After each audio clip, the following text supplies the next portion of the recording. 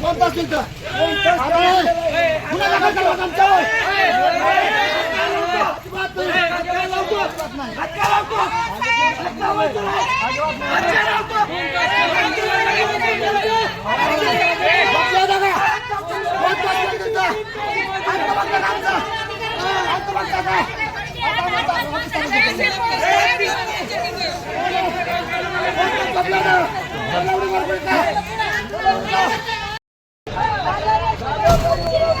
गाडी हलवायची नाही आता.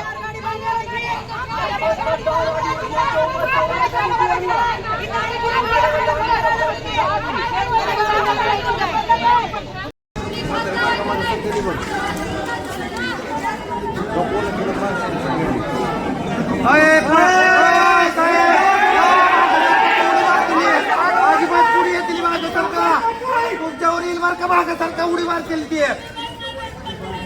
मागासारखा तुम्ही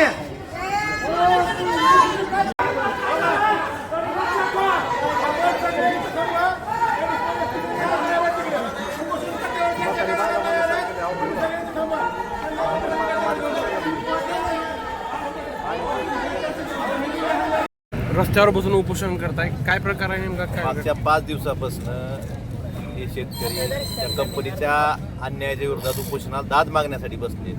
त्यांना कसलीही दखल प्रशासनाकडनं किंवा त्या कंपनीकडनं घेतली जात नाही.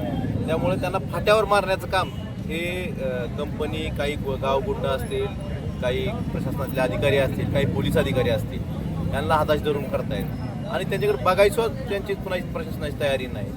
या ठिकाणी मागच्या 3 उपोषणकर्त्याची तब्येत खालावलेली आहे. साधी ॲम्ब्युलन्ससुद्धा लवकर येत नाही. त्यामुळं जाणीवपूर्वक ह्या शेतकऱ्यांना त्रास द्यायचं काम हे सरकारच्या वतीनं केलं जाते. त्यामुळं या सगळ्या शेतकरी बांधवांनी रस्त्यावर बसण्याचा निर्णय घेतला. त्याच्यासोबत मीही या ठिकाणी बसतो आहे.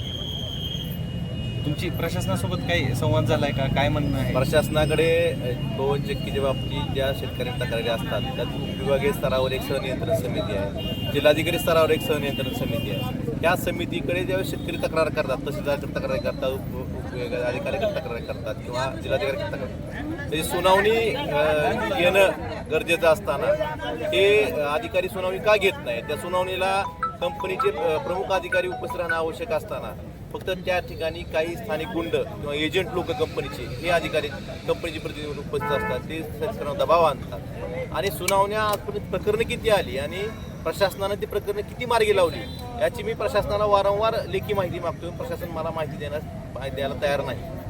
का देत नाही माहिती? हाही प्रश्न आहे सर.